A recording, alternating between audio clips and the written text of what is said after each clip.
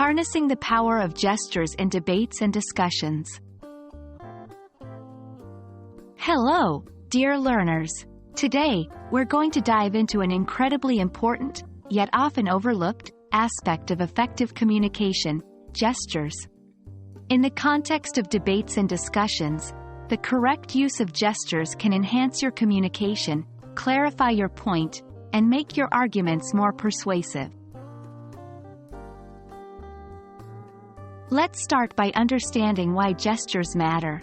Gestures, simply put, are the non-verbal cues we use when communicating. They include hand movements, facial expressions, body posture, and more. During debates or discussions, effectively utilizing these can complement our words, underline our points, and convey emotions and attitudes more convincingly. Now, let's explore the different types of gestures we can use to enhance our debates and discussions. 1. Emblematic gestures.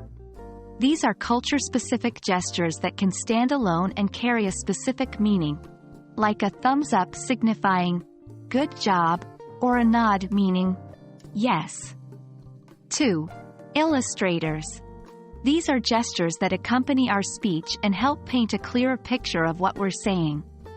Imagine describing a large fish you caught and showing its size with your hands. 3. Regulators. These are used to control the flow of conversation, like raising a hand to signal you want to speak or nodding to encourage others to continue. 4. Adapters. These are usually unconscious gestures that satisfy some physical or emotional need, such as scratching an itch or fidgeting when nervous. While these can sometimes be distracting, they can also convey sincerity and genuine emotion when used sparingly. Let's now look at some ways to use gestures effectively in debates and discussions. 1. Relevance. Ensure that your gestures align with and enhance your spoken content. Irrelevant gestures can confuse your audience. 2. Size of gestures. The size of your gesture should match the importance of the point you are making.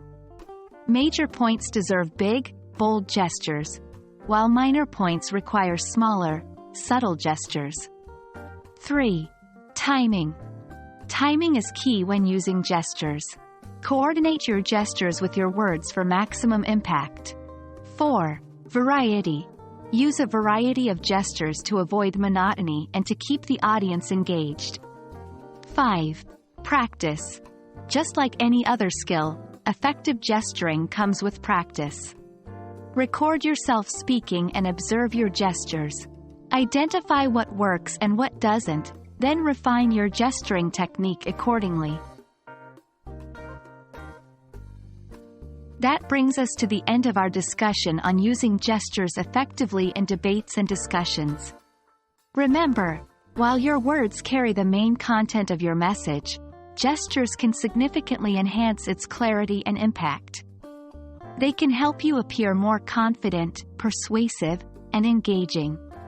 So, the next time you find yourself in a debate or discussion, don't forget to use your hands, face, and body to communicate as effectively as your words. Happy learning!